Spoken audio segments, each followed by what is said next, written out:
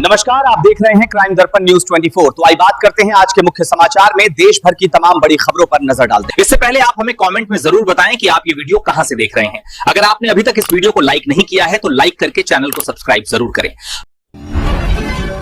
किसानों के लिए खुशखबरी, डीएपी खाद पर सब्सिडी बढ़ी। केंद्र सरकार ने अंतर्राष्ट्रीय बाजार में कीमतों में उतार चढ़ाव से किसानों को बचाने के लिए डीएपी खाद पर सब्सिडी बढ़ाने का फैसला किया है। रबी सीजन के लिए सब्सिडी को 21,911 रुपये प्रति मीट्रिक टन से बढ़ाकर 29,805 रुपये कर दिया गया है। इस फैसले से उर्वरकों की कीमतों में स्थिरता आएगी और किसानों पर आर्थिक बोझ कम होगा। कृषि मंत्रालय का कहना है कि सरकार किसानों को किफायती दरों पर कृषि इनपुट उपलब्ध कराने के लिए प्रतिबद्ध है। दिल्ली में अतिक्रमण विरोधी अभियान के दौरान भारी हिंसा। दिल्ली के रामलीला मैदान के पास तुर्कमान गेट स्थित सैयद फैज इलाही मस्जिद के आसपास अवैध निर्माण हटाने के दौरान हिंसा भड़क उठी। एमसीडी के 17 बुलडोजरों के साथ पहुंची टीम का स्थानीय लोगों ने कड़ा विरोध किया। स्थिति को नियंत्रित करने के लिए पुलिस को बल प्रयोग करना पड़ा और इस मामले में अब तक 5 लोगों को हिरासत में लिया गया है।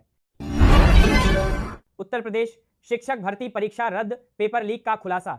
उत्तर प्रदेश सरकार ने सहायक प्रोफेसर भर्ती परीक्षा को रद्द करने का कड़ा फैसला लिया है। स्पेशल टास्क फोर्स एसटीएफ ने एक बड़े पेपर लीक गिरोह का भंडाफोड़ किया है। जांच में पाया गया कि संगठित नेटवर्क के जरिए परीक्षा की शुचिता भंग की गई थी। मुख्यमंत्री ने दोषियों के खिलाफ कड़ी कार्रवाई और भविष्य में सुरक्षा के पुख्ता इंतजाम करने के निर्देश दिए हैं। विपक्ष ने इस मुद्दे पर सरकार को घेरा है। लालू प्रसाद यादव की याचिका पर सीबीआई को नोटिस। दिल्ली हाईकोर्ट ने आरजेडी प्रमुख लालू प्रसाद यादव की उस याचिका पर सीबीआई को नोटिस जारी किया है जिसमें उन्होंने आईआरसीटीसी घोटाला मामले में आरोप तय किए जाने के आदेश को चुनौती दी है। लालू यादव ने निचली अदालत के फैसले पर सवाल उठाते हुए राहत की मांग की है। मामले की अगली सुनवाई जल्द होने की उम्मीद है। बांग्लादेश और पाकिस्तान के बीच 10 साल बाद सीधी उड़ानें। विमान बांग्लादेश एयरलाइंस ने घोषणा की है कि 29 जनवरी से ढाका और कराची के बीच सीधी उड़ानें फिर से शुरू होंगी। एक दशक से अधिक समय के बाद दोनों देशों के बीच सीधी हवाई सेवा बहाल हो रही है। यह कदम दोनों देशों के बीच व्यापार और पर्यटन को बढ़ावा देने के उद्देश्य से उठाया गया है, जिसे कूटनीतिक सुधार के रूप में देखा जा रहा है।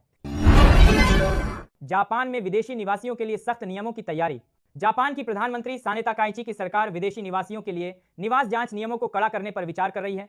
सरकार का लक्ष्य अवैध प्रवास पर अंकुश लगाना और विदेशी नागरिकों को समाज में बेहतर तरीके से एकीकृत करना है। सरकार ने स्पष्ट किया है कि यह कदम जेनोफोबिया विदेशियों से डर के कारण नहीं बल्कि सुरक्षा कारणों से लिया जा रहा है। भारतीय शेयर बाजार, सेंसेक्स 650 अंक उछला। आज भारतीय शेयर बाजार में जबरदस्त तेजी देखी गई। सेंसेक्स 650 अंकों की छलांग लगाकर बंद हुआ, जबकि निफ्टी 50 ने 23,800 का स्तर पार कर लिया। बैंकिंग और आईटी सेक्टर के शेयरों में लिवाली से बाजार को मजबूती मिली। निवेशकों का मानना है कि वैश्विक संकेतों में सुधार और घरेलू विकास दर के अनुमानों ने बाजार में सकारात्मक माहौल बनाया है। सोने और चांदी की कीमतों में फिर से उछाल। देश भर में सोने और चांदी की कीमतों में बढ़ोतरी दर्ज की गई है। वैश्विक अनिश्चितता और शादी ब्याह के सीजन की मांग के चलते घरेलू बाजार में सोने के दाम नई ऊंचाई पर पहुंच रहे हैं। जानकारों का कहना है कि डॉलर की कमजोरी और भू राजनीतिक तनाव के कारण निवेशक सुरक्षित निवेश के तौर पर सोने की ओर रुख कर रहे हैं। परीक्षा पे चर्चा 2026 के लिए रजिस्ट्रेशन की अंतिम तिथि नजदीक। छात्रों के बीच बेहद लोकप्रिय कार्यक्रम परीक्षा पे चर्चा के 8वें संस्करण के लिए पंजीकरण की प्रक्रिया तेजी से चल रही है। इसकी अंतिम तिथि 11 जनवरी 2026 है।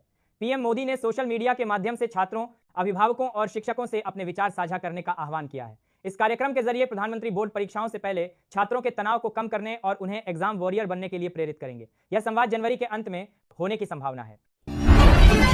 ऊर्जा सुरक्षा, विशाखापट्टनम रिफाइनरी में नई इकाई का शुभारंभ। प्रधानमंत्री ने हिंदुस्तान पेट्रोलियम की विशाखापट्टनम रिफाइनरी में रेसिड्यू अपग्रेडेशन फैसिलिटी रूफ के सफल कमीशनिंग की सराहना की है। यह सुविधा भारत को ऊर्जा क्षेत्र में आत्मनिर्भर बनाने की दिशा में एक बड़ा कदम है। पीएम मोदी ने कहा कि यह परियोजना न केवल कच्चे तेल के प्रसंस्करण की क्षमता बढ़ाएगी बल्कि स्वच्छ ऊर्जा मानकों को पूरा करने में भी मदद करेगी। इससे भारी मात्रा में विदेशी मुद्रा की बचत होगी और देश के ऊर्जा आयात पर निर्भरता कम होगी। उत्तर भारत में भीषण शीतलहर का प्रकोप। मौसम विभाग एम्ड ने उत्तर और मध्य भारत के लिए रेड अलर्ट जारी किया है। पहाड़ों से लेकर मैदानों तक तापमान में भारी गिरावट दर्ज की गई है। दिल्ली, पंजाब, हरियाणा और राजस्थान में न्यूनतम तापमान 4 से 6 डिग्री के बीच बना हुआ है, जबकि कश्मीर और हिमाचल में पारा शून्य से नीचे चला गया है। घने कोहरे के कारण उड़ानों और ट्रेनों की आवाजाही पर बुरा असर पड़ा है। सरकार ने रैन बसेरों और बिजली आपूर्ति को लेकर विशेष निर्देश जारी किए हैं। बुलेट ट्रेन परियोजना 2026 पहले फेज की तैयारी। अहमदाबाद मुंबई बुलेट ट्रेन परियोजना को लेकर बड़ी अपडेट आई है। साल 2026 के मध्य तक इस प्रोजेक्ट के एक विशेष खंड पर ट्रायल रन शुरू होने की उम्मीद है। पीएम मोदी के ड्रीम प्रोजेक्ट पर काम काफी तेजी से चल रहा है और ट्रैक बिछाने का अधिकांश कार्य पूरा हो चुका है। सरकार का लक्ष्य 2026 के अंत तक देश को पहली हाई स्पीड ट्रेन की सौगात देना है। इससे कनेक्टिविटी के साथ साथ आर्थिक गतिविधियों को भी जबरदस्त बढ़ावा मिलेगा। अमेरिकी दूतावास ने भारत में स्टूडेंट वीजा धारकों के लिए एक नई एडवाइजरी जारी की है। इसमें छात्रों को वीजा शर्तों का कड़ाई से पालन करने की चेतावनी दी गई है। दूतावास ने साफ किया है कि अनधिकृत रोजगार, कोर्स में अनियमितता या वीजा अवधि से अधिक रुकने, ओवरस्टेइंग पर वीजा तुरंत रद्द किया जा सकता है और भविष्य में यात्रा पर प्रतिबंध लग सकता है। अमेरिका जाने की तैयारी कर रहे छात्रों को अपने दस्तावेजों और नियमों के प्रति अधिक सतर्क रहने को कहा गया है। गृह मंत्री अमित शाह आज जम्मू कश्मीर की सुरक्षा स्थिति की समीक्षा के लिए एक महत्वपूर्ण बैठक करेंगे। केंद्रीय गृह मंत्री अमित शाह आज दिल्ली में एक उच्च स्तरीय बैठक की अध्यक्षता करेंगे, जिसमें जम्मू कश्मीर की वर्तमान सुरक्षा स्थिति और आतंकवाद विरोधी अभियानों की समीक्षा की जाएगी। बैठक में उपराज्यपाल, एनएसए और खुफिया एजेंसियों के प्रमुख शामिल होंगे। हालिया घुसपैठ की कोशिशों को देखते हुए सीमा सुरक्षा को और पुख्ता करने पर रणनीति बनाई जाएगी। प्रधानमंत्री मोदी कल 9 जनवरी को कई महत्वपूर्ण कार्यक्रमों में हिस्सा लेंगे। सबसे प्रमुख कार्यक्रम आंध्र प्रदेश के विशाखापत्तनम में आयोजित होने वाला एपी डिजिटल टेक्नोलॉजी समिट है। हालांकि इसमें केंद्रीय मंत्री के राम मोहन नायडू मुख्य अतिथि होंगे, लेकिन पीएम मोदी वीडियो कॉन्फ्रेंसिंग के जरिए इसे संबोधित कर सकते हैं और डिजिटल नवाचार पर अपना विजन साझा कर सकते हैं। इसके अलावा वह आगामी केंद्रीय बजट 2026-27 की तैयारियों को लेकर वित्त मंत्रालय के अधिकारियों के साथ एक उच्च स्तरीय समीक्षा बैठक भी करेंगे। भारत की जीडीपी वृद्धि दर 7.4% रहने का अनुमान। प्रधानमंत्री मोदी ने हाल ही में जारी जीडीपी आंकड़ों पर खुशी जताई है।